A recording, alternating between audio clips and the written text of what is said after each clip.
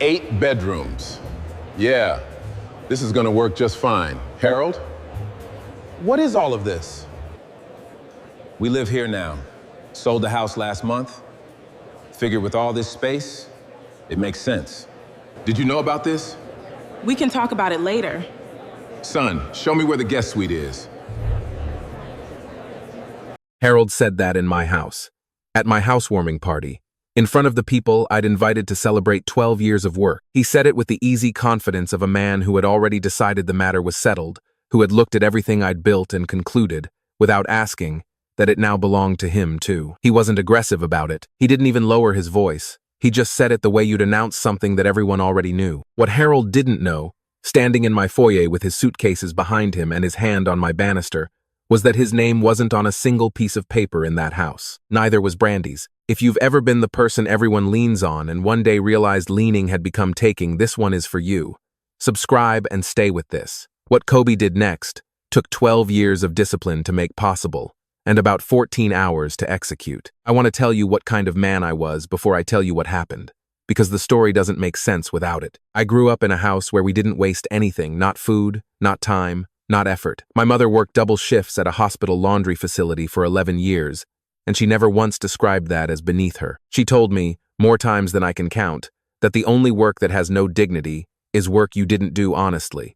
I carried that with me into everything. When I started the company at 28 with a used truck and equipment I bought secondhand from a retiring janitor in Marietta, I wasn't embarrassed about what I was doing. I was cleaning other people's spaces for money, and I was going to do it better than anyone else in the region until I had enough to do something bigger with it. 12 years of that mentality built something real. Demetrius Cleaning Solutions now operates in 14 cities across the Southeast, serves corporate clients whose buildings I used to drive past and think, one day, I have 411 employees, a management team I trust, and a reputation in this industry that took a decade and a half to construct. The 8-bedroom house on the north side of Atlanta was not an impulse purchase or a status symbol. It was the first time in my adult life that I bought something simply because I had earned it and I wanted it. That distinction matters for everything that comes next. Harold, my father-in-law, told me at my very first dinner with Brandy's family that I would spend my life cleaning up after other people, and that was a fine way to get by if you didn't have bigger ambitions. He said it the way men say things when they want to sound like they're offering wisdom. I was 29. Brandy's brother Marcus, who was 23 at the time and had not held a steady job since college, backed him up by suggesting I look into real estate, which was apparently a more respectable path. Gloria, Brandy's mother, said nothing. She's always said nothing. I wasn't offended. Exactly. I filed it.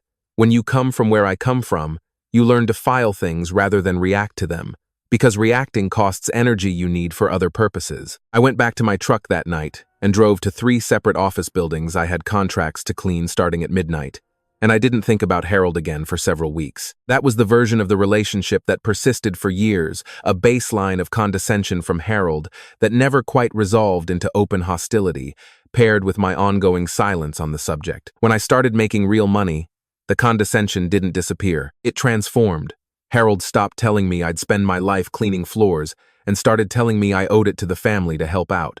Same energy, different direction. Over the course of my marriage to Brandy, I paid 8 months of rent for Marcus when he lost his apartment. I covered Gloria's hospital bill twice, once for a procedure that wasn't an emergency but that they presented to me as one, and once for a follow-up I only found out about after the fact. I gave Harold what he called a loan to keep his landscaping company from going under. $60,000 over 2 separate transactions, spread across 18 months. Neither transaction was ever mentioned again in terms of repayment. When I raised it once, carefully, Brandy said families don't keep score, and I let it go because I loved her, and because I had the money, and because keeping score felt small. I understand now that the person who benefits from you not keeping score is never the person telling you not to. The housewarming was Brandy's idea, which I mention not to assign blame for the evening but because it's relevant. She suggested it, she helped plan it, she made the guest list. I was involved in the food and the setup, but the organization was hers. In retrospect, I understand that she had a reason to want to be in charge of the evening's logistics. At the time, I thought she was just being helpful. About 200 people came: business partners, neighbors, a few friends from the industry, some people we'd known since before the company grew into what it is. It was a good night. The weather held. The caterers were efficient. I spent the first hour walking the grounds with a client I'd been trying to lock into a long-term contract for 6 months, and by the time that conversation ended, I was feeling the particular satisfaction that comes when a large thing you've worked toward is finally, quietly, yours. I noticed during the evening that Brandy kept checking her phone. This wasn't unusual. She manages a full schedule, and I've never been the kind of husband who tracks his wife's screen time. But when I walked past her at one point and she angled the phone away from me, I took a small note of it. When I asked if everything was okay, she said she was just handling some logistics for the party. I moved on. The doorbell rang at 6 o'clock. I was on the back patio talking to 2 neighbors when I heard it, and I figured it was a late arrival. I walked through the house to the front door, and when I opened it, I saw Harold and Gloria standing on the threshold with more luggage than 2 people bring to a 2-week vacation. Behind them on the driveway were their adult children, Marcus, with a duffel bag over each shoulder, and Brandy's sister, Denise, with a rolling suitcase and what appeared to be a hanging wardrobe bag. Nobody knocked. Nobody asked. Harold stepped past me into the foyer, the way you step into a place you've already been. He looked at the ceilings, looked at the staircase, looked at the chandelier I'd spent 3 weeks selecting, and he said, 8 bedrooms. Yeah, this is going to work just fine. I didn't understand what I was hearing. I genuinely did not process it immediately as a real declaration. I thought there'd been a miscommunication somewhere, that they'd arrived early for something, or were dropping off things for a reason that would become clear in the next sentence. Then Harold turned to me and said they lived here now. I found Brandy near the kitchen entrance. I kept my voice low because there were still guests 40 feet away. I asked her what was happening. She told me her family didn't have anywhere else to go. She said it in the tone of someone delivering information that has already been decided, not someone asking me to help her think through a problem. Harold had sold his house, she explained. Marcus's lease was up. Denise had been looking for a more stable situation. The house had 8 bedrooms, and there were 4 of them. I told her she should have asked me. She said she knew I would have said no. I stood in my kitchen at my housewarming party and understood, with unusual clarity, that my wife had just told me she had deliberately kept a plan secret from me, because she anticipated my refusal, not that she hadn't thought to ask, not that the timing was complicated. She knew I would say no, so she arranged it so that saying no would mean making a scene in front of 200 people at my own party. The calculation was precise, and it was designed to work against me. I recognized it in the moment, and I didn't let it show on my face. I went back outside and spent the next 2 hours being a host. I talked to people, I refilled my drink twice, I watched Harold accept compliments about the house from guests who assumed he was a relative visiting for the occasion, and I said nothing. This was not weakness. It was the same discipline that kept me in my truck on midnight runs when I was 28 and had every reason to quit. I had been trained by circumstances to separate what I felt from what I chose to do, and I used that training. When the last guests left, I went to my office. The office was the room Marcus had apparently already selected for himself. He'd stacked 2 of his bags in the corner and leaned a large framed print he'd brought against one of my bookshelves. I moved his bags into the hallway without saying anything, sat down at my desk, and looked at the room for a moment. Brandy's tablet was on the desk. She'd left it there at some point during the evening. The screen was still lit, and when I looked down at it without touching anything, I could see a text thread open on the display. I read what was in front of me. The message from Harold said, "When we get settled in there, Kobe will cover all the costs. He always does." Brandy had replied, "Don't worry. He doesn't know anything about our plan." I scrolled up without unlocking the device. The thread was already open and visible, and I read the rest. They had assigned rooms. Harold and Gloria had claimed the guest suite on the 2nd floor. Marcus had chosen my office. Denise had claimed the room adjacent to the primary bedroom because it had its own bath. They had discussed which areas needed renovation and who would coordinate which contractors. There was a message from Harold about the kitchen layout that he wanted to change, and one from Brandy confirming she could handle that conversation with me when the time came. The most significant message was from Harold, sent 3 weeks prior, in which he referred to the property as the family retirement plan. Not a place to stay temporarily, not a transitional arrangement. The retirement plan, permanent residence funded indefinitely by the person who had built it. I scrolled further and found the message where I understood the full picture. Harold had sold his house 30 days before that evening. Brandy knew this when he signed the contract. She had gone to work with me every day for 4 weeks after that, sat across from me at dinner, helped me finalize the guest list for the party, and said nothing. Not because she forgot, because she was managing the timing. I set the tablet down on the desk exactly as I'd found it. Then I picked up my phone and called my attorney. It was past 2 in the morning by the time I finished the calls I needed to make. My attorney first, then my accountant, then my business partner Marcus Whitfield, who had been working alongside me since year 3 and who knew every structural detail of how my assets were held. The conversations were practical and relatively brief, because the answers to my questions were simpler than I'd anticipated. 3 years before I married Brandy, I had established a family trust to hold my business assets and real estate holdings. My attorney had recommended it as a liability shield, the kind of structure that protects you if a client ever decides to sue the company and tries to come after personal property. I had done it because the advice was sound and the cost was minimal relative to the protection it offered. Brandy's name was not on the trust documents because the trust predated our marriage and because I had never had occasion to add it. That was not a decision made to exclude her. It was a structure that had simply never been revisited. The consequence of that structure, as my attorney explained clearly at 2:15 in the morning, was that Brandy had no ownership interest in the house. The property was held by the trust. She had no ability to grant anyone permission to reside there, because that permission was not hers to give. Harold and Gloria and their children were, from a legal standpoint, guests who had been invited to a party. They had no right to remain. I listened to this information, and then I asked my attorney to prepare the relevant documentation. I called a hotel I had used before for out-of-town clients and reserved 3 suites at the Grand Atlanta, fully paid. 2 weeks. I called a moving company and scheduled a team for 9 o'clock the following morning. Then I went to the room Brandy and I shared and went to sleep. I want to be precise about this. I was not at peace. I was not calm in the way people sometimes describe after a difficult decision, as though resolution brings relief. What I was, lying there in the dark, was clear about what had happened and clear about what I was going to do.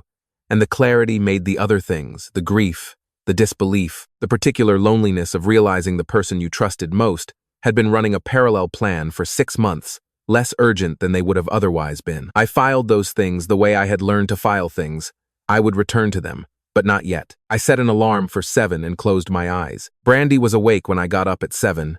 She was sitting at the kitchen table with coffee she hadn't touched, and she had the look of someone who had been preparing what they were going to say for several hours. I poured myself a cup and sat down across from her and waited. She told me she had seen that I moved Marcus's bags into the hallway. She said it in a tone that suggested I had done something that required explanation, not her. That was the opening move reframe my response as the problem rather than the situation that created it. I recognized it as a pattern I had seen before in smaller versions, in smaller arguments, and I sat with it for a moment before I said anything. I told her I had read the messages on her tablet.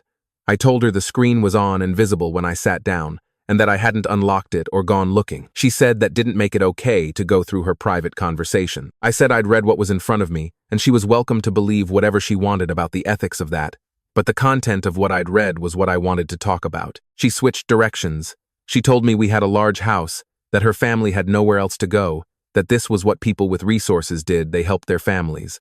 I asked her one question. If my company had collapsed 5 years ago and we were facing a financial crisis, would Harold have sold his house to help us? She looked at the table. I asked whether Marcus would have picked up extra work to help cover our rent. She didn't answer that one either. I wasn't asking to be cruel. I was asking because those answers defined what kind of relationship we were actually in, and I needed her to hear them from herself. The silence that followed was long enough that the refrigerator made a noise. She tried a different approach. She said I was making this about money when it was really about family. She said that when you build something the size of what I'd built, you take on a responsibility to the people around you. She said her father had supported her for 22 years and this was an opportunity to give something back. I told her I had given plenty back. I listed it not in anger, but in the flat, specific way you recite figures, when you need them to be heard rather than argued with. 8 months of rent for Marcus when he lost his apartment. 2 hospital bills for Gloria. $60,000 to Harold over 18 months to save a business that he then ran into the ground anyway. I told her I had done all of that because I wanted to, and not once had I asked for anything in return, and I did not consider any of it a mistake. What I had a problem with was not the help. What I had a problem with was that my wife had sat across from me for 4 weeks knowing that her father had sold his house, and had said nothing, and had managed the timing of this to coincide with a room full of witnesses at my own celebration. I asked her to tell me how that was an act of care rather than an act of strategy. She said she knew I would have said no. I said, right. She looked at me like that was an unfair response, like my refusal would have been the unreasonable thing in that situation. And that told me more about the gap between her understanding of our marriage and mine than the text messages had. There was a noise from upstairs that I recognized as Marcus opening a door. A few minutes later, he appeared at the kitchen entrance. He looked at both of us, understood he'd walked into something, and opened the refrigerator like that was the only reason he'd come down. He took out a carton of orange juice I had bought the previous week for the party, poured himself a full glass, and then leaned against the counter and said he wanted to ask about getting a bigger desk for the room. He said it to me, about my office, as though it were a reasonable request. I looked at him for a moment and then I looked back at Brandy. She didn't say anything. I told Marcus we would have a family meeting in the living room at 10 o'clock and that everyone needed to be there. Then I took my coffee and went back upstairs. At 9 o'clock, as scheduled, the moving company's team arrived at the front door.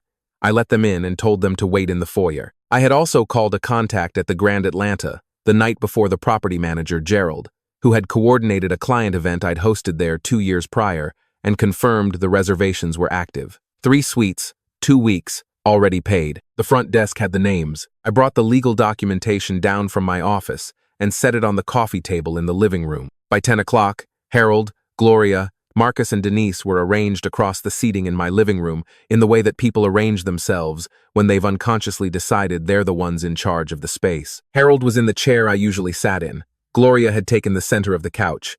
Marcus was on the arm of the couch eating something. Denise was scrolling her phone. Brandy sat apart from them, near the window. I noticed that. She wasn't quite with them and she wasn't with me either. Harold opened the conversation by asking about the noise downstairs. The moving team had been talking in the foyer and he'd heard it. I told him we'd get to that. I said I wanted to start by telling them a few things about this house. I told them about the trust. I explained it simply. The property is held in a family trust established before my marriage for purposes of asset protection. Brandy is not on the trust documents. No one in this room besides me has any ownership, interest, or legal right of occupancy in this property. Harold said that was ridiculous, that Brandy was my wife, and as my wife she owned half of everything. I said I understood that's what he believed, and I invited him to read the documentation I had placed on the table. He picked up the first document and read the first page. Then he read it again. Then he looked at Brandy, and Brandy's expression told me she had not known this part, that whatever she had been counting on, it was not the specific legal reality that was now sitting in front of her father on my coffee table. This was the first moment in 2 days where I saw something genuine from her rather than something managed. Harold said there had to be a mistake. I said there wasn't. He said Brandy was entitled to half. I said under the specific structure of the trust, which predated the marriage, and which had never been amended to include her, she had no ownership stake in the property. He could verify that with his own attorney. I was happy to provide him time to do so, but the outcome would be the same. Gloria had not said a word. She was looking at the document Harold had set back down on the table as though it had done something to offend her personally. Harold shifted. This was the moment I had been watching for, because Harold is a man who moves through arguments by finding the emotional angle when the logical one closes off. He said I was talking about throwing family out onto the street. He said after everything they'd been through, he said Brandy had stood by me when I had nothing, and now that I had something, this was how I treated the people she loved. I picked up Brandy's tablet from where I had placed it on the side table, and I read the messages aloud. I read Harold's. When we get settled in there, Kobe will cover all the costs. He always does. I read Brandy's response. Don't worry, he doesn't know anything about our plan. The room changed. Not in a dramatic way, there was no outburst, no collapse. It changed the way a room changes when something that has been true in private is suddenly true in public. Marcus put down what he was eating. Denise stopped looking at her phone. Gloria looked at her hands. Harold was quiet for about 4 seconds. Then he started to say that everyone has conversations they don't mean literally, that those were just words between family members, that I was taking it out of context. I told him the context was that my wife had confirmed to him that I had no idea what was being planned, and that this had been the situation for 6 months, and that I found it difficult to understand what context would make that into something other than what it was. Brandy said nothing. She was looking at a point somewhere near the floor, and she had the expression of a person who is holding themselves very still, because stillness is the only thing they can currently manage. I told them I was not going to ask anyone to sleep on the sidewalk. I told them I had reserved 3 suites at the Grand Atlanta Hotel, fully paid for 2 weeks, and that the information was in the envelopes on the table. I told them the moving team in the foyer was there to help them pack, and that they had 4 hours to use that help if they wanted it, or they were welcome to manage their own belongings. Harold said 4 hours. I said yes. He said this was how I treated the people who had supported Brandy all her life. I asked him what support he was referring to specifically. He didn't answer. I asked whether the $60,000 he had borrowed was support, or whether the 8 months of Marcus's rent was support, or whether either of those things were still support when they were never returned or acknowledged. He said I was making everything about money again. I told him I was making it about honesty, and that I was done with this part of the conversation. What happened in the next 2 hours is what happens when the leverage disappears from a situation that was built entirely on leverage. Harold went upstairs and I could hear him through the ceiling. Gloria moved to the kitchen and stood there for a while doing nothing in particular, then went up after him. Marcus took one of the envelopes from the table, looked inside at the hotel information, and went to get his bags from the hallway where I had put them the night before. He didn't say anything to me when he passed. Denise asked me, quietly, whether the hotel had parking, and I said yes, and that was the most civil exchange of the morning. Brandy stayed in the living room. When the others had gone upstairs, she told me she hadn't known about the trust.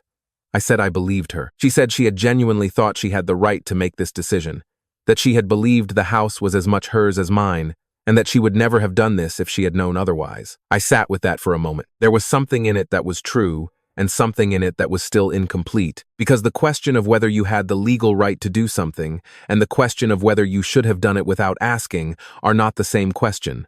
She had the first one wrong. She had also gotten the second one wrong, and I wasn't sure the legal misunderstanding explained the second one away. I told her I understood that she wanted to help her family.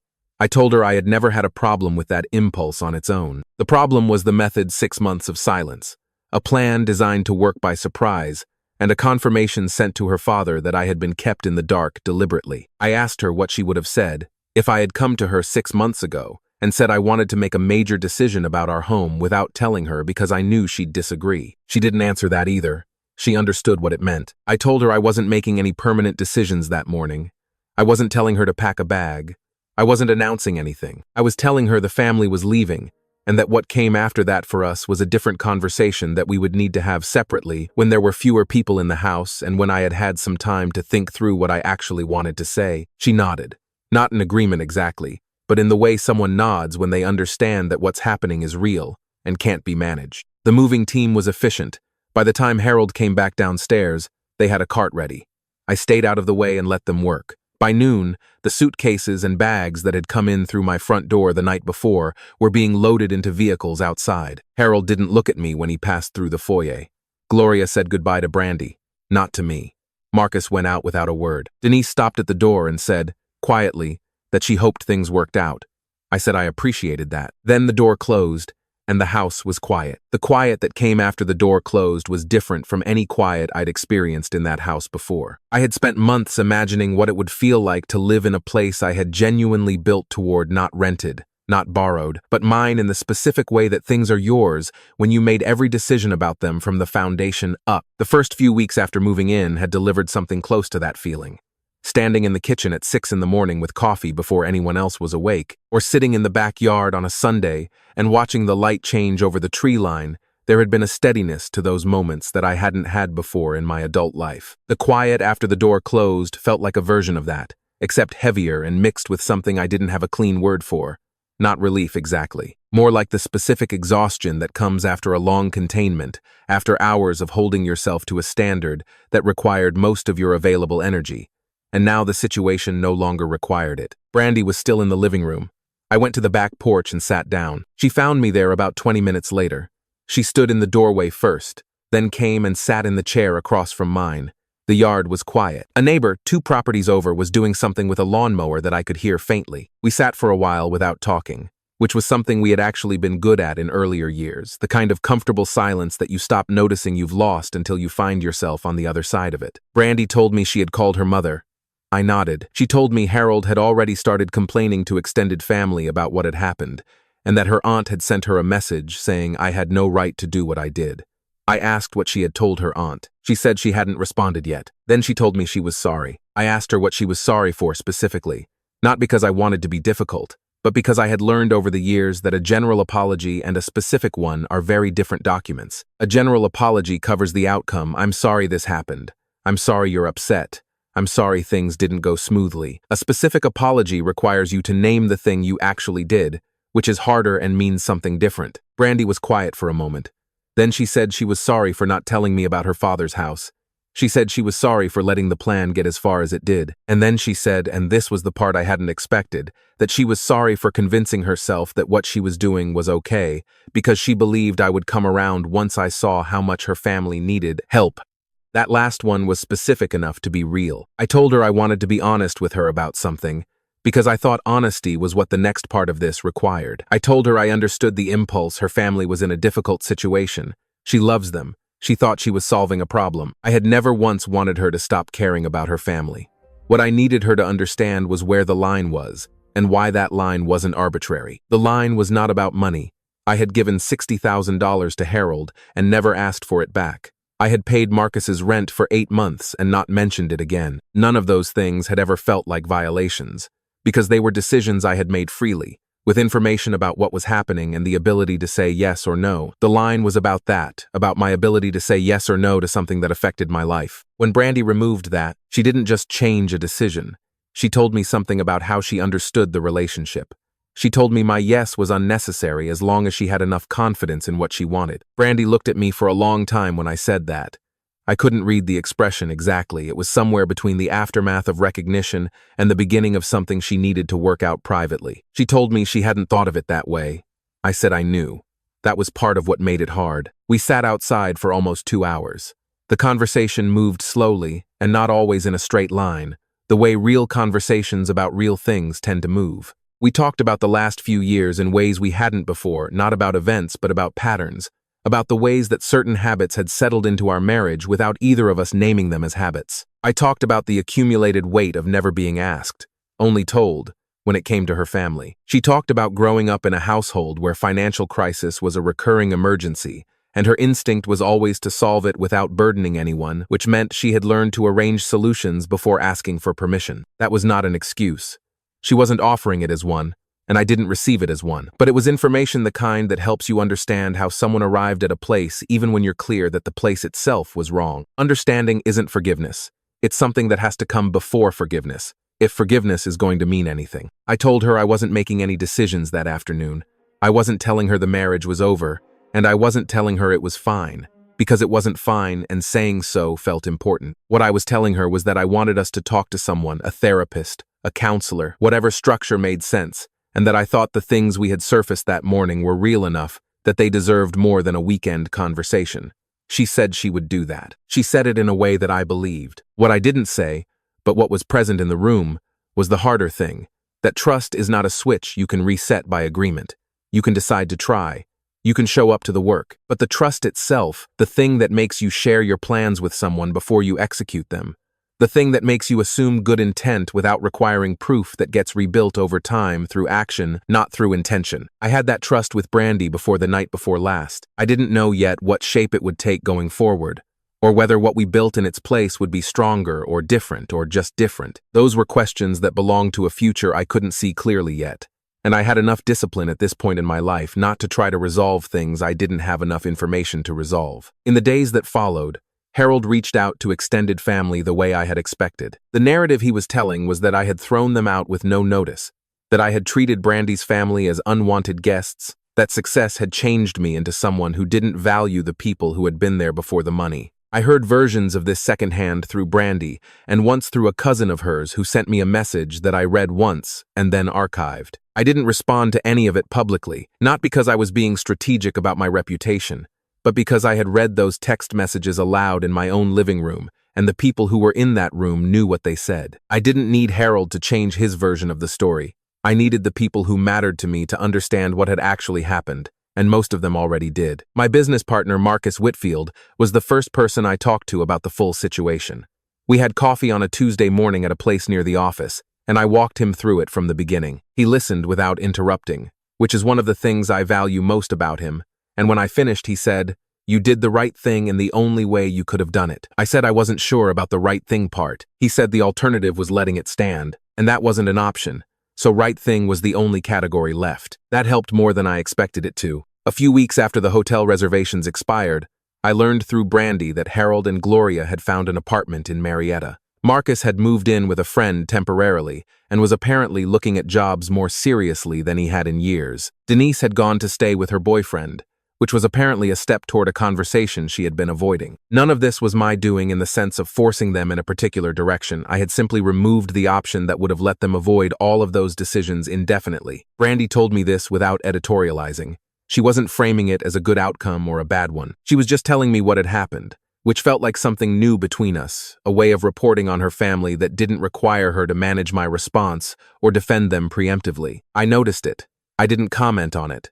Some things are better acknowledged through continued behavior than through naming them. I want to say something about the $60,000 and the rent and the medical bills, because I think people might assume that after all of this I regret those things or wish I had handled them differently. I don't. I gave that money because I wanted to, in moments when I understood what the situation was and made a choice. Nobody deceived me into any of those decisions. Harold asked. I evaluated. I said yes. Brandy expressed concern about her family. We discussed it. I contributed. That is how it should work. The problem was never generosity. It was the assumption, on their part, that generosity had become a mechanism they could rely on without limit, and the steps Brandy took to protect that assumption from my interference. I had helped Harold's company stay afloat.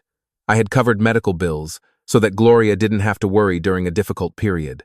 I had kept Marcus housed when he was in a bad stretch. None of those things were mistakes, and I don't frame them that way. What I am, when I look back at them now, is clearer about what they were. Choices. Things I decided to do on my own terms. Not obligations. Not family tax. Not the price of admission to a marriage. The difference between a gift and a debt is whether the person who received it understands it as a choice. Harold and Brandy had stopped seeing it as a choice. They had started seeing it as infrastructure, something that would be there the next time, and the time after that, regardless of what they did in between. Getting that misunderstanding corrected cost something. I'm not going to pretend otherwise, but the correction was necessary. I went back out to the yard on a Sunday afternoon about a month after everything had settled. The same chair, the same view of the tree line.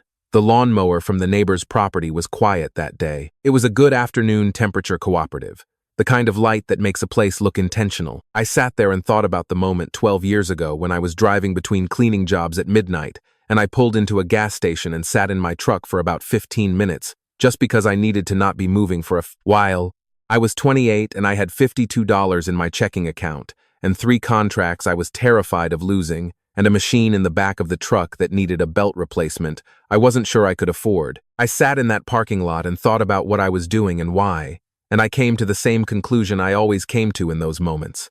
That I was doing it because nobody else was going to do it for me, and because the work itself had value, regardless of whether anyone around me could see that yet. The house on the hill was the descendant of that gas station parking lot, not a monument to the money, but to the consistency to the 12 years of not letting other people's assessments determine the shape of my effort. Harold had told me I would spend my life cleaning other people's floors, and I had spent 12 years proving that either interpretation of that sentence could be true. You could spend a life cleaning floors and be diminished by it, or you could spend a life cleaning floors until the floors you were cleaning were inside your own buildings, and you had 400 people helping you. The work was the same. The frame was entirely yours to choose. I had built the house with those choices. I had protected it with them too, not by being harsh or calculated, but by understanding, finally and clearly, the difference between a door you open because you want to and a door someone expects you to leave unlocked permanently. I had the house. I had the work I'd built and the people I'd built it with. I had a marriage that was in the process of becoming something more honest than it had been, or wasn't going to survive the becoming I didn't know which yet, and I had made my peace with not knowing. What I didn't have was a version of myself that had stayed quiet to avoid an uncomfortable night. And whatever else happened, I was going to keep not having that. Here's what Harold got wrong, and it's the same thing a lot of people get wrong when they look at someone who has built something. He looked at the 8 bedrooms and the chandelier and the view of Atlanta, and he thought he understood what he was looking at. He thought he was looking at abundance, something large enough to be shared without anyone noticing the sharing. What he didn't see was the gas station parking lot at midnight, the $52, the 12 years of decisions made in the dark when no one was watching and there was no reason to keep going except that stopping wasn't an option Kobe had given himself. You cannot assume access to what someone built without understanding what building it cost, and you cannot manage someone else's generosity on their behalf and call it care. Here's the harder part, though the part that I think matters more than the story about Harold. Most of us have at some point been in the position of the person who is always called on, always available, always the one who shows up. And most of us have noticed, at some point, that something has shifted, that what started as a choice has started to feel like a requirement, and that the moment we hesitate, we become the problem. That's the moment this story is actually about. Not the suitcases, not the house. The moment when a person realizes that their yes has been mistaken for a guarantee. You are allowed to be generous. You are also allowed to decide what generosity looks like and when it applies. Those two things are not in conflict. no matter how many people in your life have tried to convince you they are. If this one stayed with you, subscribe and come back. There are more stories here about people who held the line, who figured out the difference between a door they opened and one they were expected to leave unlocked, and who built something worth protecting. You're not alone in it, and the boundary you've been afraid to set is probably overdue.